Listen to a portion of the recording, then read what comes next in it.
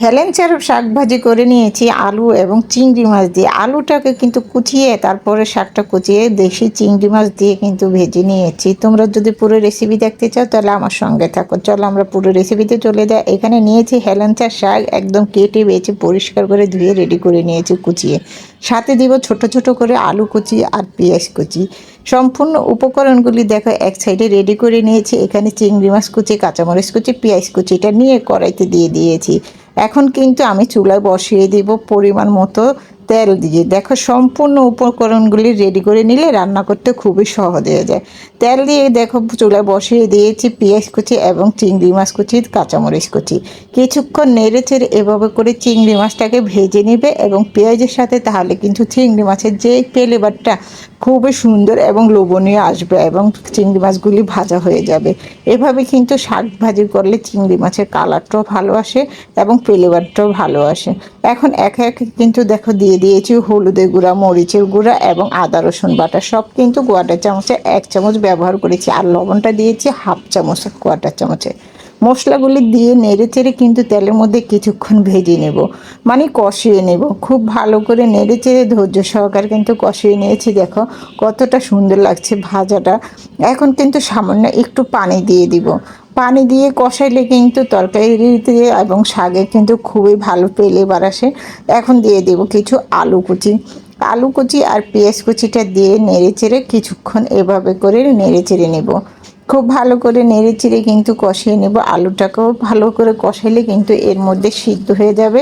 সেই জন্য কিন্তু আলুটা অবশ্যই আগে দেওয়ার চেষ্টা করবে। আমি কিন্তু আলুটা আগে দিয়ে নিয়েছি। এখন কিন্তু সামান্য একটু পানি দিয়ে আলুটাকে আরও কিছুক্ষণ 5-10 মিনিট রান্না করে নেব। তাহলে কিন্তু আলুটা কিন্তু খুব ভালো সিদ্ধ হয়ে যাবে। পরিমাণ মতো কিন্তু ঝোল দিয়ে দেখো কতটা সুন্দর লাগছে। আলুটাকে নেড়ে চেড়ে কষিয়ে নিয়েছি। আলুটা কষানো হয়ে গিয়েছে, দেখো কতটা সুন্দর। এখন কিন্তু দিয়ে দিব শাক কুচি। একদম পুরোপুরি আলু চিংড়ি মাছটা কষানো হয়ে গেলে তারপরে হেলেঞ্চার শাকটা ব্যবহার করবে। আমি কিন্তু হেলেঞ্চার শাকগুলি সম্পূর্ণ দিয়ে নিচ্ছি। হেলেঞ্চার শাক কিন্তু অনেকটা শরীরের জন্য ভালো এবং উপকার। তোমরা চাইলে কিন্তু খুব সহজে আমার মতো এইভাবে করে হেলেঞ্চার শাক ভাজিটা করে খেতে পারো। খুব সহজেই কিন্তু আমি রেসিপিটা তোমাদের কাছে দিয়েছি। দেখো হেলেঞ্চার শাকটা দিয়ে আমি আলতো করে নেড়ে চেড়ে মিশিয়ে নিচ্ছি।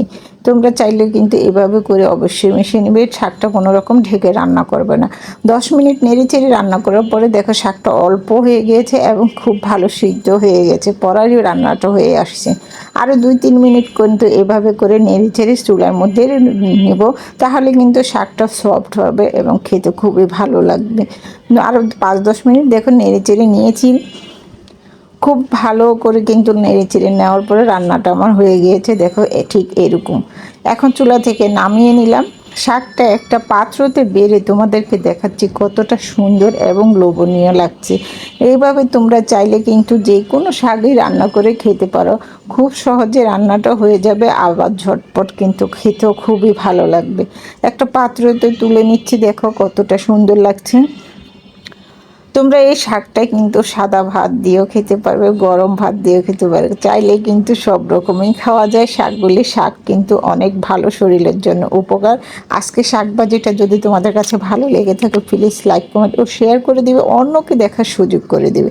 রেসিপিটা এ পর্যন্ত। সবাই ভালো থেকো, সুস্থ থেকো, নিরাপদ থেকো। ভালো লেগে থাকলে অবশ্যই আমার সঙ্গে থেকো। আল্লাহ হাফিজ।